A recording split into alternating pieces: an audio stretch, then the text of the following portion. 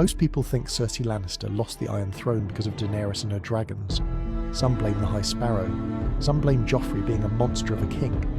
But if you actually trace every single thing that went wrong for the Lannisters, you keep arriving at the same starting point.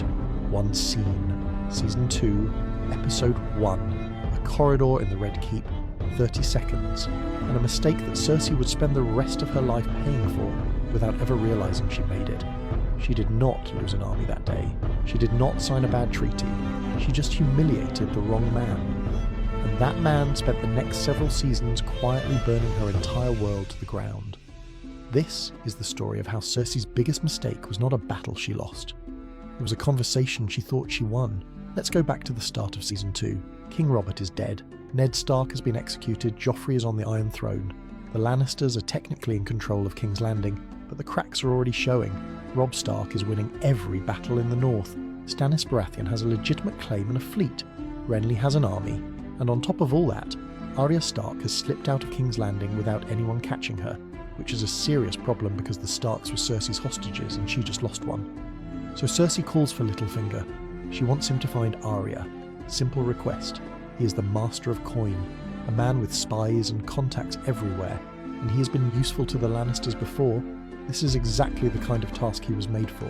But Littlefinger cannot help himself. Instead of just agreeing and walking away, he gets slippery.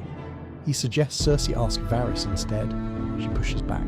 The conversation drifts, and suddenly Littlefinger is hinting that he knows about Cersei and Jaime. Not directly. He never does anything directly.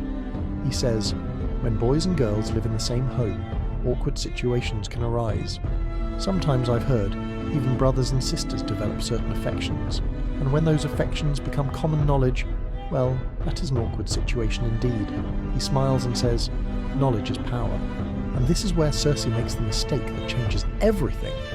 She tells her guards to seize him. Then she tells them to cut his throat. A blade goes to Littlefinger's neck. Then she says, stop! Wait, I've changed my mind. Let him go! She makes him step back 3 paces, turn around, close his eyes. She walks up close and says very quietly, power is power. And she walks away genuinely believing she just taught him a lesson. She did not teach him anything. She handed him a reason to destroy her. To understand why that moment was so damaging, you need to understand who Petyr Baelish actually is, because the show does not always make this as clear as the books do. Littlefinger was not born into anything. His family were minor lords of a tiny, forgettable stretch of coastline called the Fingers in the Vale.